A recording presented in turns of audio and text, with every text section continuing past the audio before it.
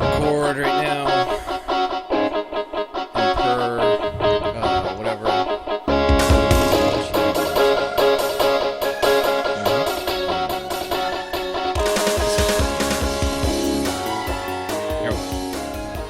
And welcome back to the Nub. I'm the Merce. It's Felton. And the ball bigger barn. And we are back for another one. So, in the last podcast we had talked about the Freakshow Princess, and we did not realize at the time that it had not been funded on Kickstarter. I contacted Jonathan Hedrick, the guy who created it, and I told him to let us know as soon as he goes to relaunch it again. And when it does, we will let you guys know, and we will be plastering it all over the Nub so we can support our local talent. He is a local guy trying to make his dream come true, and we want to help him with that. So just letting you guys know, it currently is not a Kickstarter. It didn't make it this last time, but we're gonna try to help get it done next time. Okay? Sound good? Everybody's on board? No, I'm on board with that. Absolutely. Good. Okay. All right. So, first thing I want to talk about, because this is the one that will be not so current, I want to talk about getting new admins for the Nub. Like, how do you think we should go about doing that? Like, should there be like a gladiatorial battle to the death kind of thing in an arena, or maybe just like a questionnaire? Like, what do you guys think? I think a battle to the death would be most appropriate. Agreed, yeah. What if there was a battle to the death, but then after that you still had to fill out a questionnaire? I mean, Hybrid method. You know, I'm just saying, like, you had to use the blood of your enemies to fill out the questionnaire. I And like then if you did, then even if you were the last man standing, but you didn't fill out the questionnaire properly, then, you know, we just have another contest, you know, a couple weeks later. that I'm sounds just saying. fair. That's good, right? That's fair, yeah. Anyways. All right. So, Foxtail and I have been on a huge horror movie binge lately. When I first met her, she was not about horror. She was not into horror movies at all. Actually, let me tell you a sweet little story. So, when we first met, she found out that, you know, not only was I a huge nerd, but I also am a huge nerd for horror films. I love horror films. My dad, since I was 4 years old, used to put on a haunted house in Brevard. Some of you may have gone to it at some point in time. He's not doing it now, but there was way back in the day. It was the haunted house in Grant, the Grant Haunted House, I think is what it was called. And then later, it was the Haunted History Tour in Palm Bay. And he did that one for like Boy Scouts and stuff. So some of you listening may have gone, maybe even helped us out a couple times. But you know, he used to do it to raise money for the community in Grant originally, and then raise money to help the Boy Scouts. And then later on, when my brothers were no longer Boy Scouts, he would have it. He would have the haunted house raise money for things like veterans and other things like that. So all kinds of just great charity stuff. It was a great event. So since I was, you know, 4 or 5, I've, you know, known that all that stuff is fake, and I've been watching horror movies my whole life, and, you know, they don't really affect me. But Dee found this out. Foxtail found this out, and she was like, "Hey, let's, you know, for our first date, how about I take you to the movies, and we'll go see this movie Ouija." You know, now I had no idea that Foxtail does not actually like horror films, and so we spent the entire movie watching this, I mean, really bad movie. Like, the first Ouija movie is absolutely horrible. The second one's actually not bad, but the first one's absolutely horrible. But she was curled so tightly up next to me, watching the movie through her hands. It was adorable. Like, it's just absolutely adorable. But since then, I've been introducing her to all the different genres of horror, and, like, you know, we've been on a binge, especially this, you know, being the Halloween season. We've been upping our game a lot more lately, and I've introduced her to some, what I think are some of the best horror films that kind of encapsulate the tropes of that type of horror, that genre of horror, as it were, so that later we can go back and watch more of the classics in those genres. Does that make sense? Like, Yeah. like we just watched Cabin in the Woods, which is my all-time favorite horror comedy, and we watched that one so she would get the idea of, like, what horror comedy can be, so that when we like we watched the Evil Dead movie, the first one. We also watched the Evil Dead remake. We have not watched Evil Dead 2 yet, and we haven't watched Army of Darkness yet. But I want her to see, you know, when we watch Evil Dead 2 and then Army of Darkness, I want her to see that, like, the classic versions of that horror comedy. And we did watch American Werewolf in London, which is another horror comedy, and she liked that one a lot. So, yeah, I'm kind of like going through all these different movies that encapsulate that. I wouldn't even say encapsulate, maybe so much as distill that genre of horror. Like, we watched The Faculty so that I could get her used to the idea of body horror movies and stuff like that, so that later we can watch The Thing. Does that make sense? I don't. I just, the only thing I don't like is body horror. That really is not. Not my thing. I love body horror. But does that make sense though? Yeah. To watch a movie that's maybe a little easier to watch, a little lighter. Yeah, so that absolutely. you can watch the classic, more heavy version of it. So, and she's really enjoying it. So my question to you guys is, do you have is there like a certain horror movies that, well, I know like Triple B, you were introducing your kids to horror movies recently, right? Yeah, well, we were talking about several different ones. Mm-hmm. And so how have you started to introduce them into the greatness that is horror movies? Like, are you doing like baby steps, or did you just like throw them straight into like Texas Chainsaw Massacre? We started off doing baby steps, and I guess we did like not really horror, but stuff that was, you know, more adult than what they're used to, like The Crow. Okay. Or we did watch Cabin in the Woods. That's just a fantastic film, though. Mm-hmm. Oh, it is just amazing. But they started going, okay, but we want something really scary, like really scary. That wasn't so scary. Mm-hmm. And so we did It, the new one. I haven't let them watch the original yet, and it's one of those things that I would only agree to watch it if we watched it during the day, because I have a huge problem with it. Oh, okay. Is it the clown, or is it the spider, or what is it about it that bothers you? Hold on, let me fix this. There we go. Happy thoughts. So I will find a clip of the doll, but when I was an infant, my grandmother found this clown doll that laughed, and it started off as this little chuckle and then got to this maniacal serial killer laugh, and it would make me cry. And she thought it was so funny that this clown doll made me cry, that every time I'd come over as an infant, she would pull out this clown doll and make me cry. And I was an infant. Your grandma was awesome. Right? She was a horrible, horrible, mean old woman. Your grandma was amazing. She, I didn't remember this because I was an infant until I was 13. I watched the first It movie and had nightmares for a week. And I couldn't figure out why this clown was scaring me so bad. And my mom was like, it's because it looks exactly like that clown from when you were a baby. Okay.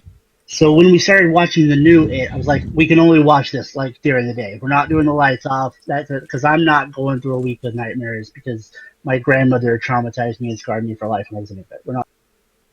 Now, it's funny that you say that, because there was a movie for me that was like that. It was the original Texas Chainsaw Massacre, you know?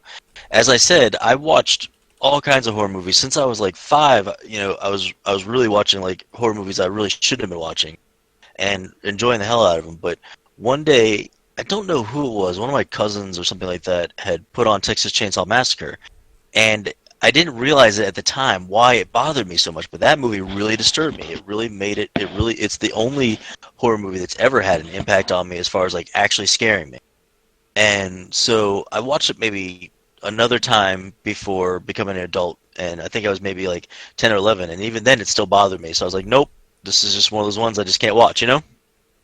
Well, yeah, fast forward to the remake in the late 90s, I think it was, mid-90s. And I went to the theater, I saw that, and I was like, oh, this is amazing, this is great, whatever, loved it, you know? A couple months later, it comes out on DVD. I went to Best Buy to pick it up, and when I went to pick it up, it was like you bought the remake and you got the original for free. So I was like, oh, absolutely. So buy them, I get them home, I put in the remake, and I'm like, oh, it's still a great movie, love it, yada yada yada. And I look at the original on my coffee table, and I'm like, nope, fuck that. And that movie sat on my coffee table for literally 2 weeks before I finally put it into my DVD player with the lights on in the daytime, with all the windows open, and watched it. And then I realized what it was that bothered me as a kid. If you've ever watched the Texas Chainsaw Massacre, it's actually filmed on like home video camera. It's actually filmed like it's almost like the first found footage horror film, although it's not an actual found footage horror film. Does that make sense? It's like it's filmed on such a low budget camera that it seemed like it was a home video. And they did such a good job as far as like the killings and things like that to do them in such a way that since it was low budget, they got you got the maximum amount of gore and disturbing images with the minimal amount of actually using like blood and hacking people up and things like that. If that makes any sense at all. Yes. So for me, like that movie disturbed the hell out of me when I was a kid because it was the only horror movie at the time that looked real to me. If they had like the found footage movies when I was young, growing up, those might have disturbed me because they were, I grew up around all the fake rubber masks and fake blood and stuff like that. But if they did it in a way that it looked real, like it was like on home video, then that would have really messed with me, like Texas Chainsaw Massacre did. So that's the only movie that's ever disturbed me like that. And I mean, now I can watch it and it's not an issue. I laugh, whatever the case may be. It's not an issue. But when I was a kid, holy crap, that one disturbed me. Now, Felton, I know that you have an issue with horror movies, correct? I'm fine now. But when I was younger, I'm pretty sure Alien traumatized me. Do we want to go back to the alien cheese story? I think we've discussed it 15 times at this point. And last Tuesday and yesterday, you called me and say, "Hey, remember the alien cheese story?" So I just don't want you to go a couple days without thinking about it. Yeah. No, I understand. I have nightmares about it. It's still fine. No, it's just that, like I said, that body horror aspect of it.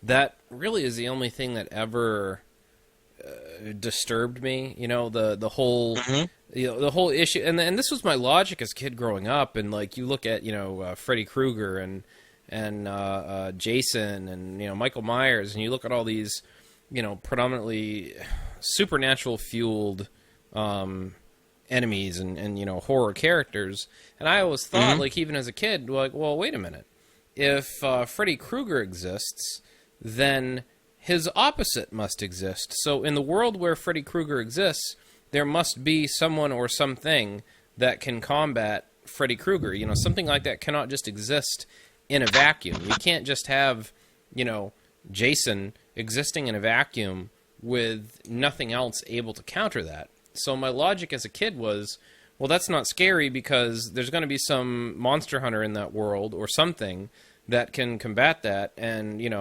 there you go. It's not scary because someone's going to defeat it. And that at least maybe that was just a coping mechanism. So you hadn't yet discovered like H.P. Lovecraft and the whole what do they call it? Like the whole Cthulhu mythos and stuff like that, where there is nothing that can combat that evil. It just is. It just exists. And all you can do is hope that it doesn't wake up and destroy everything around you. Oh, you see, that would have horrified me as a child, just because his story and the things that happen in the seances and all of the folklore surrounding H.P. Lovecraft. I think had I learned about him, that would have been a lot more horrifying for me as a child. What do they call that? Triple B? Is it galactic horror or something like that? Eldritch. Well, no, I know. I mean outside of just H.P. Lovecraft, though. I'm talking about that. Is it cosmic horror? The kind of horror where it's too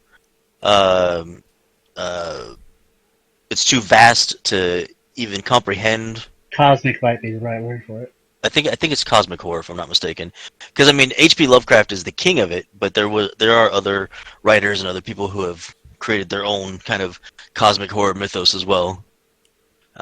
Like there's even a whole cosmic mythos in World of Warcraft and Magic the Gathering as well. Yep. But just these gods are just too powerful. These beings are just too powerful to exist or be stopped, you know? So. Well, and I think another. Have you ever followed the SCP Archives? I know We've talked about it a couple times on here, and now I do. Yeah, I'm very addicted to those actually. There's quite a few in there that are really kind of overarching, and you know, there's one of them called the Scarlet King, and that's one of those ones that likely is going to end the SCP universe if it happens, because that's what, you know, he's this entity that wants to put an end to all existence, and arguably, I think if I remember the wiki correctly, he's like one of the, you know, founding members of existence, or was left over, just you know, like one of these, you know, deities that like was always there, is always going to be there, and is always going to try to end everything. Yeah, like the Alpha and the Omega. Yeah, and it's just really, you know, really interesting, the creativity that people put into these articles and how they can come up with this stuff. And you have so many different people writing so many different stories, yet they can all come together. And I mean, thousands and thousands of people have submitted articles and stories, and it's all this great, you know, contained universe. And man, I just wish there was more.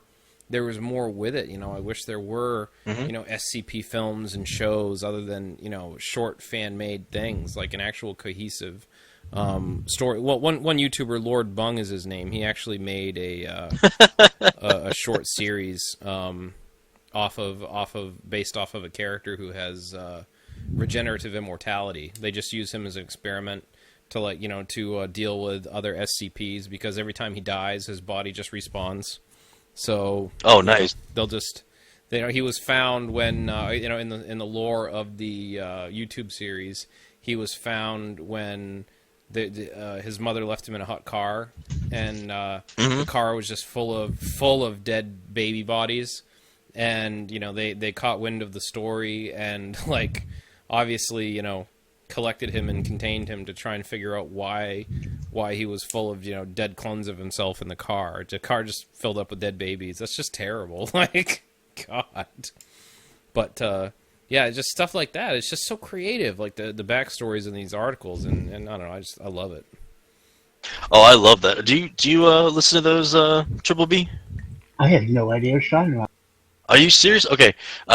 Do us a favor, Felton, because if Triple B hasn't heard about it, I know there's plenty of other people that haven't heard about it, even though we have talked about it on here before. Just give a rundown real quick of what the SCP is. So it's the Secure, Contain, Protect is what SCP stands for. It's the SCP Foundation.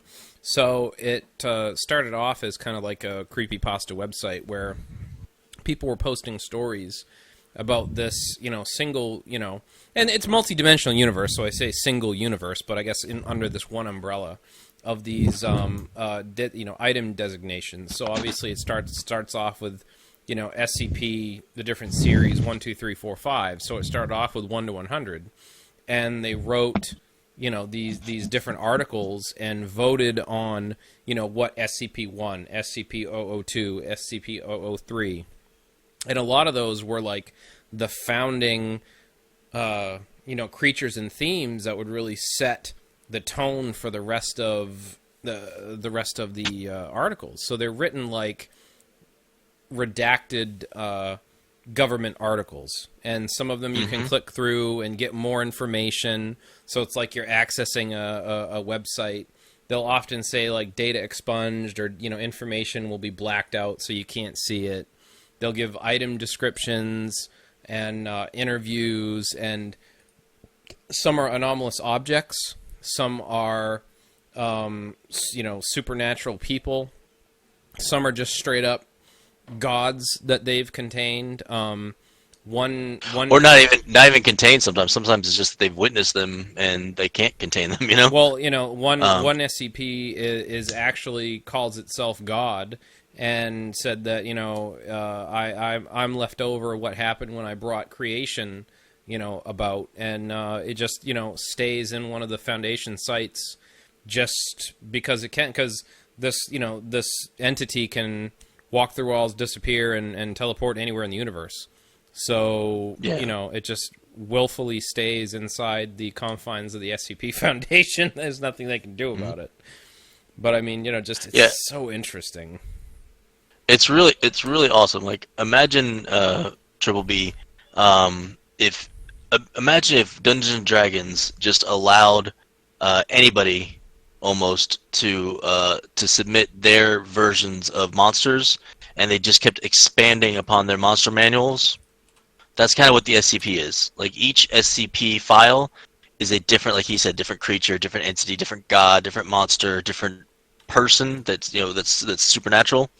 I mean, you can get lost in that rabbit hole forever. And I don't even look on the website. I just listen to the YouTube stuff, And That like, sounds amazing. it is absolutely fantastic. If you start off on YouTube like I did, and then go to the site, there's all kinds of stuff on YouTube that like helps to describe like the SCP, like how how it started, how to even use the website. I mean, and I think that they're up to 3,000 something now. Oh, 5. Oh, they're up to 5,000 now. Yeah, okay. They just cleared 4,999, and they're already filling up, or they're already going to start filling up 5,000 here pretty soon. So wow, that is crazy. Yeah, I love it, man. That's definitely something to help get the creative juices flowing too. Like some of the stuff they come up with in there. I'm just linking Triple B, just some of my favorite ones that I just think are a good introduction into the SCP universe. I'm trying to find. I think it's called Cup of Joe. It's about a vending machine where you can ask it for anything. And oh no, this is just something else.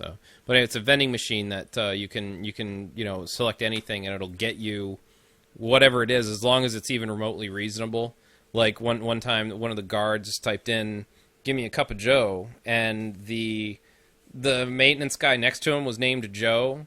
So he just kind of bent over in pain and was like, "Oh!" So they took him to the infirmary, and he was missing like parts here and there in his body, and the cup, when it filled up the cup, it was just like human visceral just effluence in the cup, and like the guy recovered, but like they typed in alien blood, and like it filled it up with alien blood, and it was no discernible DNA, so they're kind of like, ooh, maybe they don't allow just like any Joe Schmo to come up to it to type things in, because they some things they've typed in have been disastrous. So yeah, it's just fun things like that, man, and that it's so good. Let me see if I can't find it. It's definitely worth looking into, man. And Definitely anybody that's checking listening, this out. Sounds like X-Files dialed up to 11. yeah, basically, it's fantastic. There we go. So,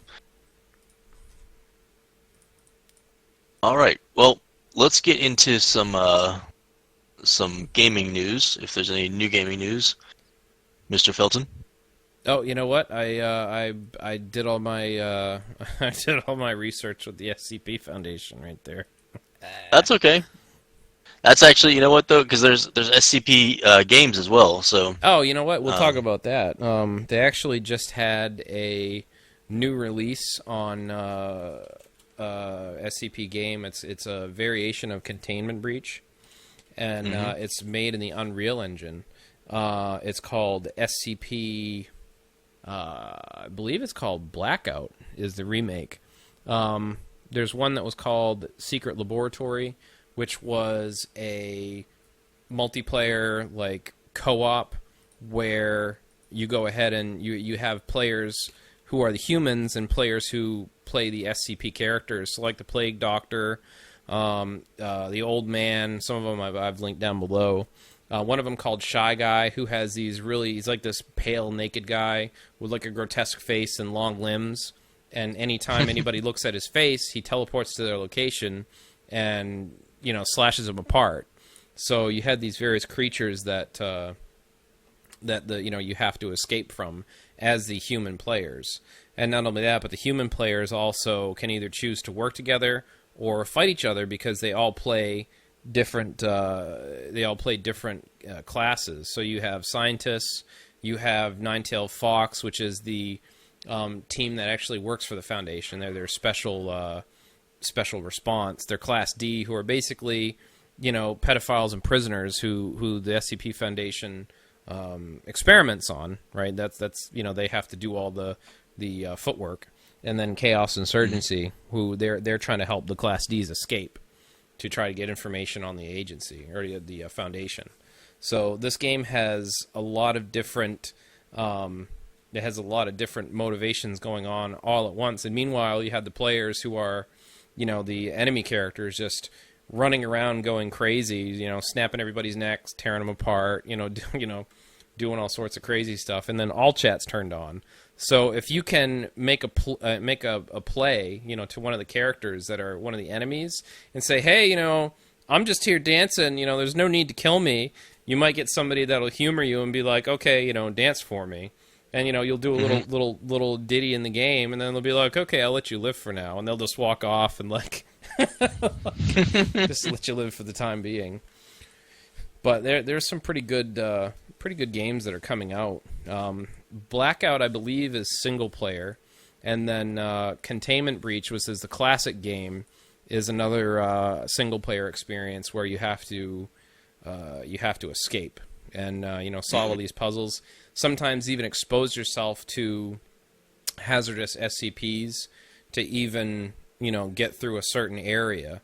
So that's where the tension comes in, because you have to now give yourself spatial horror diseases, or my God, there's so many different things in the universe that are bad for you. One of them is like a clockwork disease that slowly turns you into turns your organs, your blood, your DNA, everything into little cogs and whatnot, and they call it the clockwork virus. So sometimes you got to expose yourself to crazy stuff like that just to be able to escape. So it's definitely an interesting universe. Yeah, it's definitely you'll be stuck in that for a while there, Triple B. And it's absolutely worth it. All right, well, on that note, Triple B, do you have any Kickstarter juice for us? I do, actually. I believe this just launched today. Yeah, 31 days to go. It's called Grim World. It is a 5th edition fairy tale setting for Dungeons and Dragons. Okay, I like. It says this book offers both players and dungeon masters a new way to experience 5th edition, altering the core rules to facilitate powerful storytelling that makes you feel like you're playing or running an adventurous fairy tale. Okay. Grimworld is a strange place full of danger, whimsy, and peculiarity. It is all great fables brought to life and woven seamlessly together by the exceptional talent producing this book. So it's all like, the Brothers Grimm style fairy tales. All right, I like that. Yeah, the only problem I have with those type of things, I mean, I guess because there aren't a lot of people out there that are extremely creative, I guess. So they could, like these kind of books can be a great guideline for those kind of people. But I feel like most dungeon masters, most game masters in general, will create their own spin on some either Dungeons & Dragons core set or some other core set of RPG rules to create the world and stuff that they want to exist in. But I do feel like these tools are useful for a lot of people who maybe aren't as creative in that sense. Like I couldn't imagine if I wanted to do like a fairy tale based reality that I couldn't just do that with the core rules that I already have, Oh, absolutely. I think a lot of dungeon masters have their own, setting that they end up coming up with outside of the core D&D stuff. But you're right. There are people who want more rigid rules that somebody else has already play tested and come up with. Yeah, I mean, and that's where stuff like this. And I think it's brilliant. I think it's it makes it easier because I mean, let's be honest, being a dungeon master or a game master can be a huge pain in the ass. Oh yeah. So having that extra material there that can be very very useful. So that's awesome. I like that. We're getting close to that time, so I think it's my turn to roll the dice, if I'm not mistaken. And I will choose Mr. Felton to roll my die to add to it. Okay. Or, I mean, to add, subtract, or do nothing with. Sorry. What do I say? I'm just going to tell you that I'm going to... Yeah, well, you can roll. You can either tell me before or after you roll the dice what you want to do. Okay. I'm going to add. Okay. Alright, roll it, and I got 13. 13. Alright. There's video. That's a friggin' high number. Alright, and I have... I have a 12. Okay. So, that is over 20. So now I get to pick somebody to tell a story. And... we're gonna go triple B. Ooh. Tell us a story, Mr. Triple B. A story. Actually, there was a story that you told us to ask you to tell us next time we did this, and I don't remember what that was. Oh, I used to. So I used to work at this drug testing lab, and we did mostly occupational medicine, drug tests and physicals and stuff for jobs. Mm-hmm. And one of my main functions there was specimen collection, the urine collection. And that was fun. That was getting to play in people's pee all day. That was so much fun. And so I used to try to find little ways to get through the day. And so the whole process was that when people would sign in, they'd give us their IDs. So I knew I was calling the right person back.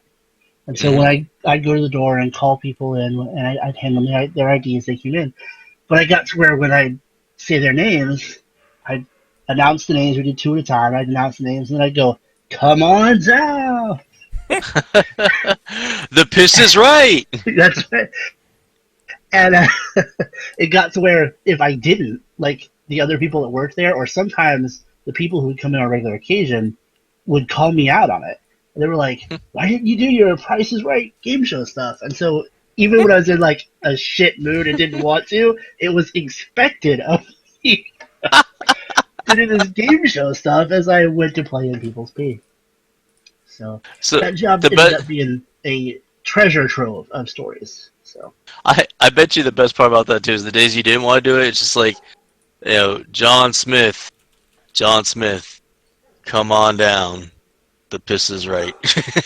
You had that monotone Oh man, what would be even better too is if people actually dressed up and stuff like they do at the Price is Right to do their piss test thing. Like some guy in a banana suit and something like that. You call him down, he's like, "Woo!" and he's like running up to you to get his piss cup and everything. Just get like over enthusiastic. Yeah, like high fiving people as they go by, like, "Oh yeah!" Oh, and it paid good money to see that. Oh man. No, it never got. I'm not a morning person, so when I go in there first thing in the morning, it's like I wouldn't even speak to people for a good 20 minutes. Mm-hmm. And they got to where they were calling me, because I had to call and give results and stuff. Patients would usually call and ask for the doctor, but what they meant was me. And so one of the receptionists started calling me Dr. Sunshine because I had such a great personality. That's awesome. Yeah. Well, I think on that note, we'll end this one. And I've been the Merce. It's me, Felton. Whoa, that's interesting. We are down to one frame a second. Next one. There we go. Okay. Do you want to try that again for the ending? Yeah, we can try that again. Yeah. Yep. I typed in the end, and my entire, apparently whatever GIF image was there, brought my computer to its knees. That was impressive. That's what kept happening with the laptop. That's why I had to go back to the phone. God. All right. 3, 2. And on that note, we'll go ahead and close this out. I've been the Merce. It's me, Felton. And Triple B. Also known as Dr. Sunshine. We'll catch you guys on the next one.